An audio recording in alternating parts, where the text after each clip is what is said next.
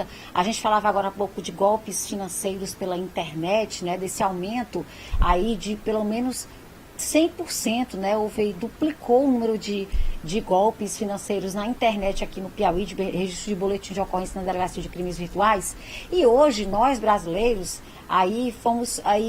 recebemos a notícia de que aquela isenção da taxação de compras até $50 em plataformas internacionais, realmente ela agora foi oficializada. A gente teve ali, em abril, o governo anunciou que iria começar a taxar, depois da polêmica, da reclamação dos brasileiros nas redes sociais, aquele movimento, o governo recuou o Ministério da Fazenda e aí disse, olha, decidiu, vamos manter a isenção para compras de até $50, né?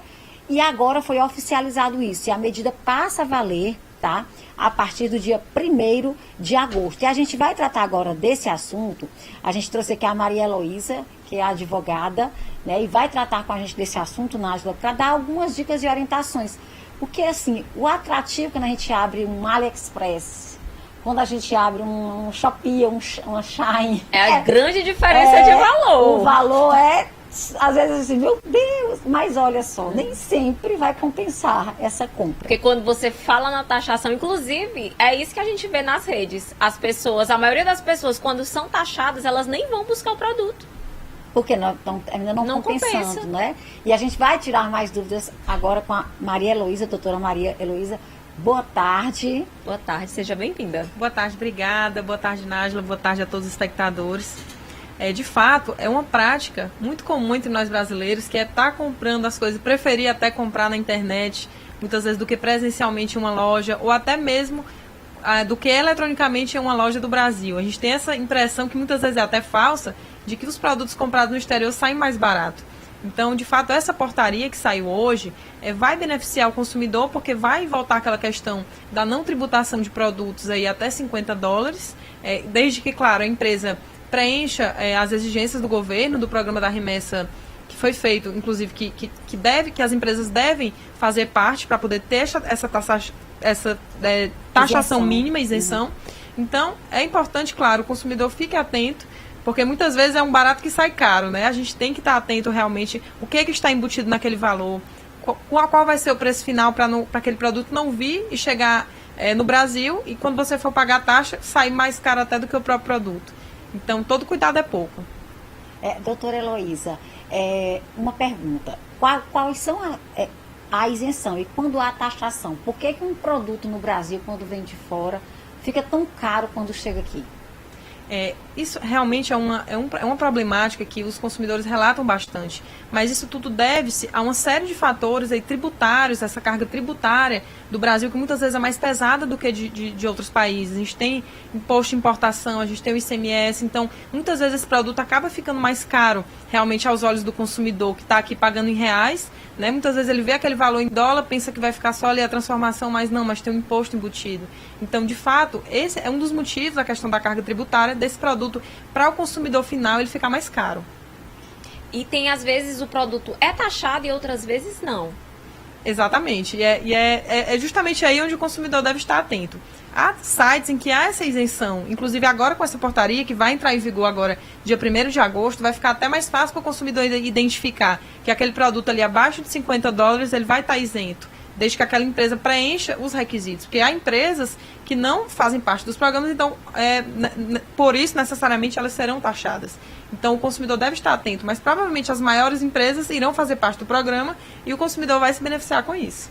Aqueles produtos que eles têm um cálculo, ele tem um desconto, você vai comprar, ele tem um desconto. Esse desconto entra na hora de taxação do imposto também, ele vale... Muitas vezes o desconto é feito pela própria empresa internacional. Quando a gente vê lá que está na promoção o produto, tem aquela tarja vermelha e está dando desconto. Muitas vezes o desconto é do preço cheio do produto, mas na hora de colocar o imposto, ele não entra aquele desconto ali do site. A gente tem que ver na hora de pagar como vai ficar o valor final, que é quando você coloca os dados e lá no finalzinho eles vão dar a taxa, a questão da taxa de entrega, do imposto, e tem que constar de forma clara ao consumidor.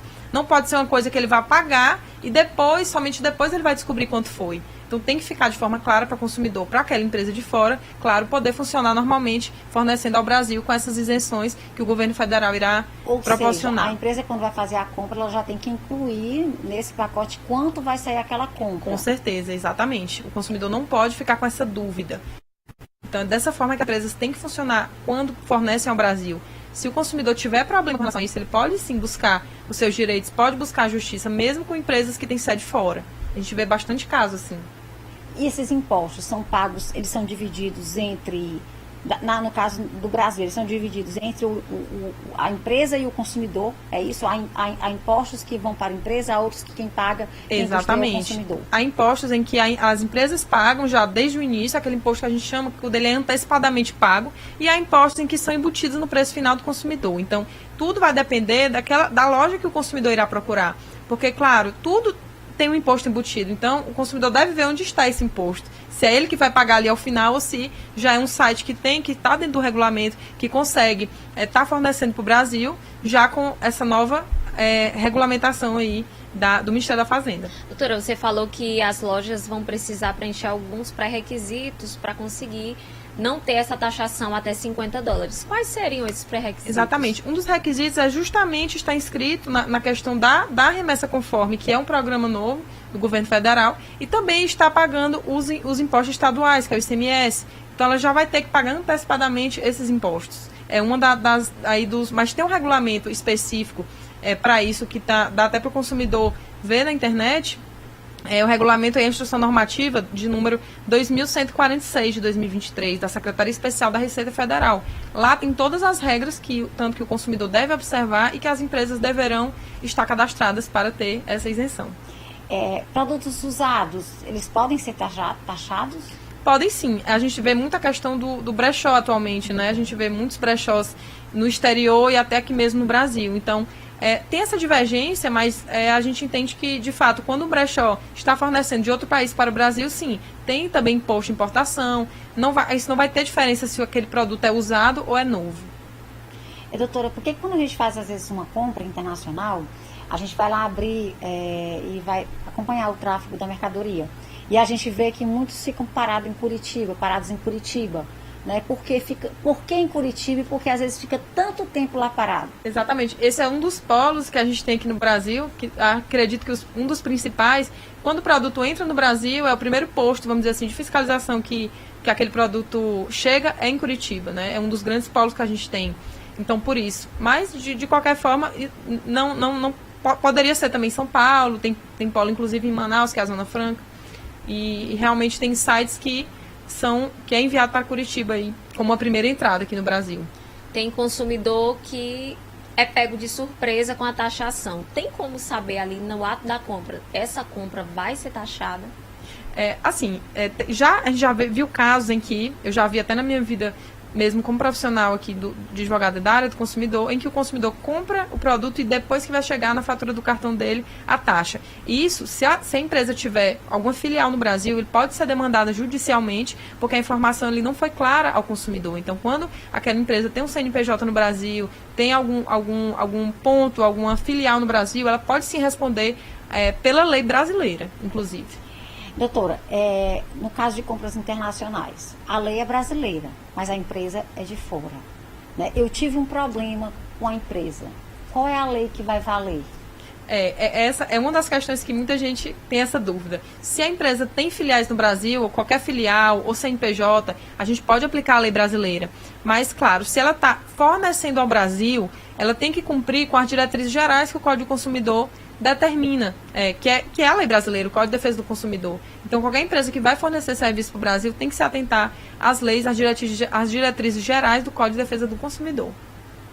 E se eu fizer uma compra internacional e não receber, como proceder? A justiça resolve? Não, aí assim, já é uma situação mais complicada, porque o que a gente observa?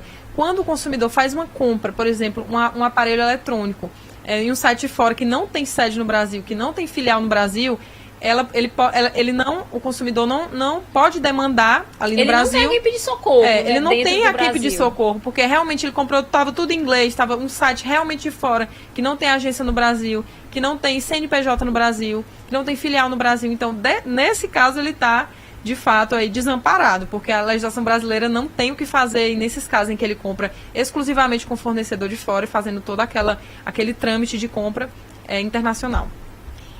Eu tenho aqui uma observação do André Andrade, ele fala o seguinte: eu estava fazendo uma reforma em casa, fui numa loja presencial, acho que eles compraram um misturador de água quente e água fria, custava R$ 5.100.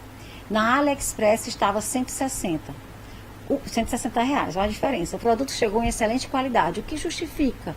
Assim, se foi quase tudo que comprei, até a mesma marca. Na loja custava 400, na Shopee 46. Não entra na minha cabeça, eram os mesmos produtos. É o mesmo produto, a gente vê muito isso também, aquela filmadorazinha que a gente coloca em casa, webcam, até a própria...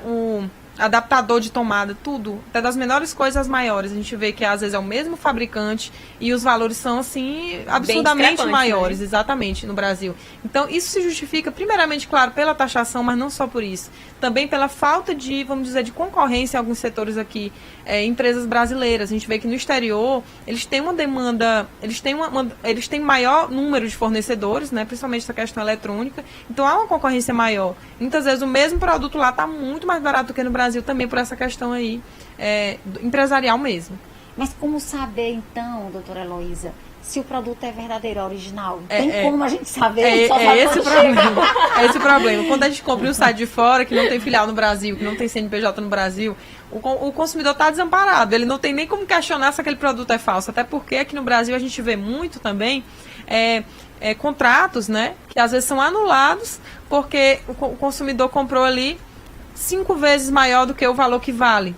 Então, assim, é bem complicado. Se for com a legislação brasileira, tem até onde o consumidor buscar socorro. Mas nesses casos em que ele compra fora, um produto que visivelmente, ele vê que o valor não condiz com a realidade. Olhar então, as avaliações ali exatamente. Também, os comentários, é interessante. Principalmente né? é isso, olhar as avaliações no Google que outros consumidores estão fazendo a respeito daquela loja, é uma das dicas que a gente sempre dá para o consumidor. Se for uma empresa com CNPJ do Brasil, olhar o Reclame Aqui. Porque o Reclame Aqui, ele concentra as reclamações de consumidores do Brasil todo. Então, todo cuidado é pouco. Ter cuidado com anúncios no Instagram, que às vezes aparecem ali de forma aleatória. Você está aqui falando de um celular da marca X e ali já aparece o... Eu não me acostumo com isso, eu me sinto exatamente. espionada. A gente sente que a nossa privacidade está invadida, né? Não existe privacidade. Exatamente. Eu me sinto péssima com isso. Eu disse, meu Deus, como assim? Estão me ouvindo na minha casa? Como exatamente. assim? Eu sinto a mesma coisa. É uma coisa, acho que comum aí, que todo mundo aqui tem concordado aqui no Brasil, que a gente está falando de uma coisa e abre o Instagram, abre a rede social e lá está o anúncio. Então, às vezes, é muito mais barato. O consumidor, ele deveria desconfiar. Então, quando ele deve desconfiar e não desconfia, pelo valor estar discrepante, ele não pode buscar, infelizmente, se for um site de fora, é muito complicado ele reaver aquele direito. Muito complicado mesmo. Tá bem, então, algum então todo cuidado é pouco, né? Não, Liana, acho que já consigo fazer uma compra decente. Deu pra gente tirar... Sem ser taxada. Tirar de preferência, dúvida, né? Deu para tirar uma dúvida bem bacana. Doutora Heloísa, muito obrigada. Eu que agradeço. Por sua participação, por esclarecer nossas dúvidas. A gente super agradece. Obrigada tá pela sua disponibilidade. Obrigada a vocês, uma boa tarde a todos e obrigada pelo convite. E excelente fim de semana, né? Para vocês também. Obrigada.